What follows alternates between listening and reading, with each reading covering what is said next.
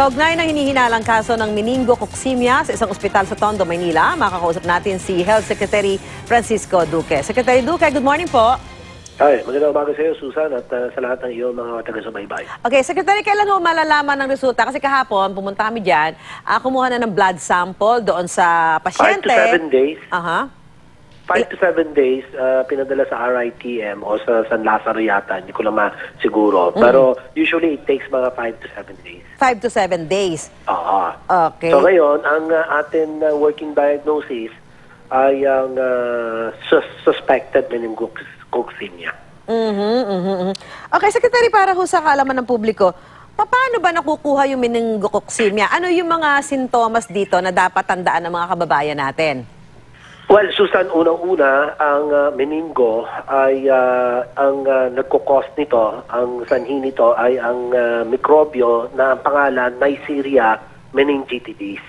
So, isang klaseng bakterya ito na sa ilong, namamahay sa ilong ng mga tao at pagka mababa ang resistensya, kaya yung mga bata, dapat yan ang mga binabantayan at saka yung mga matatanda, sila yung pinakamadalas tamaan ng meningo. So, ang sintomas nito, lagnat, no, pananakit ng ulo, yung pasa sa balat, no, sa binti. Okay.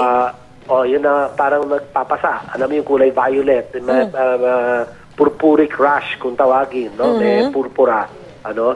Tapos vomiting, ano, LPM, panunuka, nausea, pananakit, matinding pananakit ng ulo.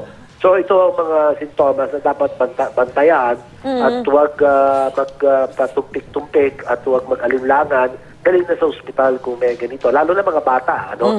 Pero ito naman ay hindi ito madalas na makahawa dahil kinakailangan ang resistensya mo talagang bagsak din para ito ay magdulot ng sakit sa isang individual.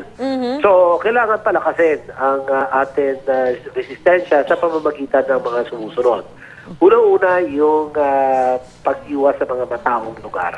Okay. Dahil ang mga sakit ng ganito ay madaling kumalat. Ganun din sa viral influenza, lalong-lalo na sa viral influenza. No?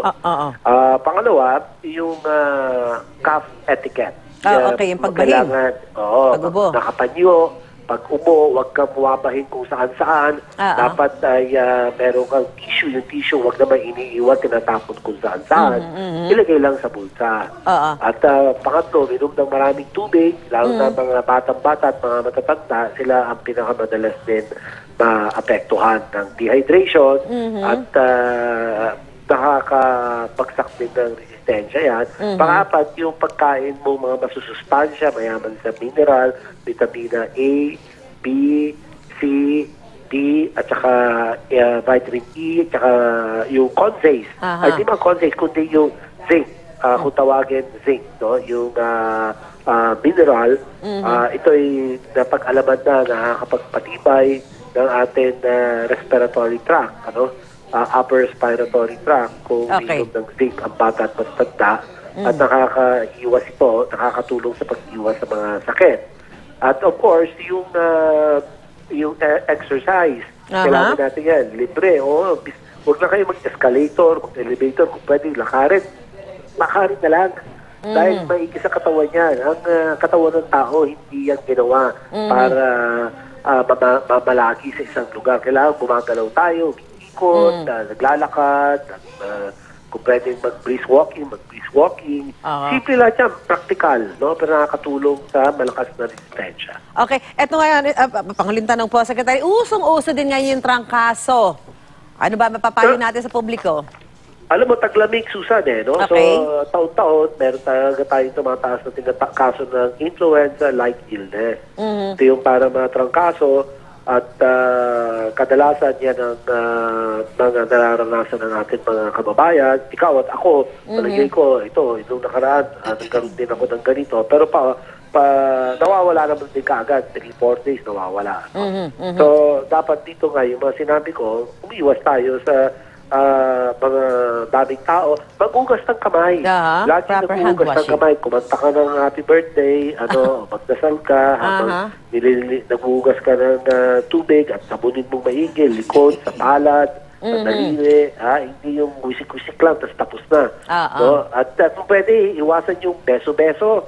At iwas saka muna. Oo, yung beso-beso, diretso yan na ikinakalat mo minsan may mga ubo, sipot, may kapag-beso-beso, dali. Ibig sabihin, talaga sigurado magkakahawa kayo. Simpleng mga bagay, mga tips, very practical. Simple mga bagay, hindi naman magastos yung pag-iwas dito sa mga ganitong klase ng sakit. Anyway, maraming salamat po, Secretary Francisco Duque. Susan, maraming salamat sa pagkakataon binigay mo sa TO. Okay. Good morning po sa inyo, Secretary Francisco Duque ng Department of Health.